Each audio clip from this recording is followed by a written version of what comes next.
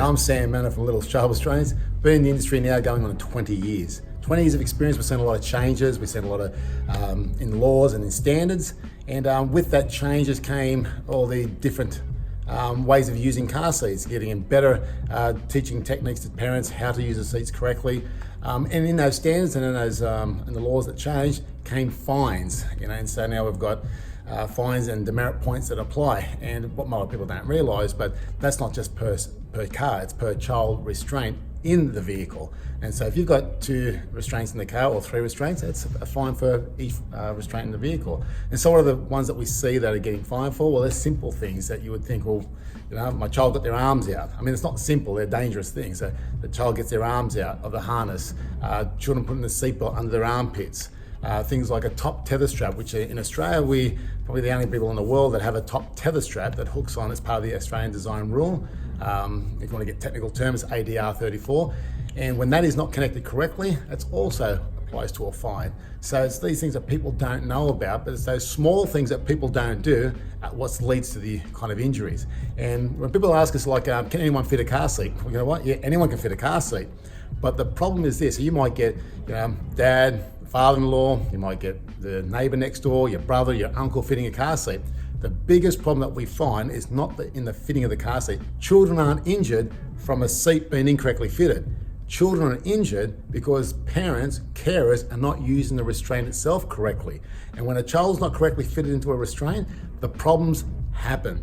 And when do they happen? When you're in an impact, life changes. It changes for the child and it changes for the family. And these are the things that we want to try and prevent, and that's by education. Educating parents and carers, grandparents. And when you talk to grandparents, we never had these. We just put you in a basket. Things have changed, and we're a multicultural nation, and we've got people who drive differently and different styles. So we've got, I don't know if you noticed, but there's a lot of provisional drivers on the road, the green peas and the red peas, and they all think they got experience. And when you look at the stats on the death on our roads, we're talking about that from the age of 18 to 25. And so we've got inexperience with experience. Well, it's like having, things button heads, and when accidents happen, you've got children in the back of your car and they're not restrained correctly, you have a problem. And just to give you an idea, if you take a child who's about 3 years old, a 3-year-old child, and he weighs around approximately 15 kilogram, they tell us that at 15 kilogram, at a 60 kilometer impact, that child now produces 375 kilos.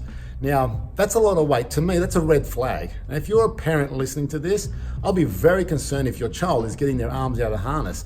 I'll be very concerned if your child is in a booster seat and they are wanting to pick up a book or pick up a toy and they're getting their arms out of the seatbelt, removing the seatbelt under their arms and then leaning over to pick up, and they're not replacing the seatbelt over their shoulders. These are things that we are seeing. And where do we see them? Well, we do a lot of work with the council.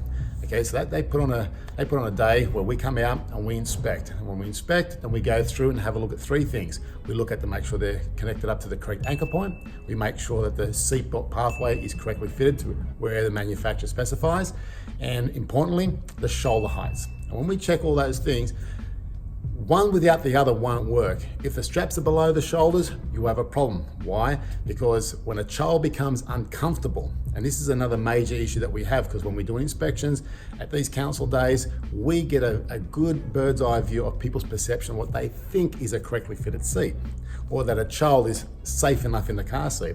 There's no halfway point. You either do it right or you're doing it wrong. And if you're doing it wrong, there are consequences to it. So when we see when children have straps below their shoulders and parents aren't aware that the manufacturer says that straps shouldn't exceed more than 25 mil below the shoulders.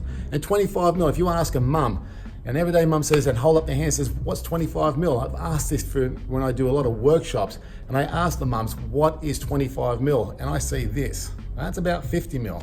25 mil is about there. Now, if that's 25 mil below the shoulders and the manufacturer says that's as far as they need to be down below the shoulders, anything further, every time you as a parent or a carer pulling it up nice and tight on Johnny, that's going to cause what we call spinal compression. The child's going to feel quite compressed. That child's not going to feel uncomfortable. That child's going to start to feel uncomfortable. He's not going to turn around and say, excuse me, mum, dad, carers, my spine feels a little bit compressed. Do you mind adjusting the height here? No, what a child's going to do is simply get their arms out. And after a while, You as a parent has become a fantastic coach to teach your child how to get their arms out because they're uncomfortable. You haven't identified with the problem. And that problem is being too low below the shoulders. This is number one on the road. Number one of what we inspect, shoulders, straps are too low. And what that leads to, a child with his arms out of the harness.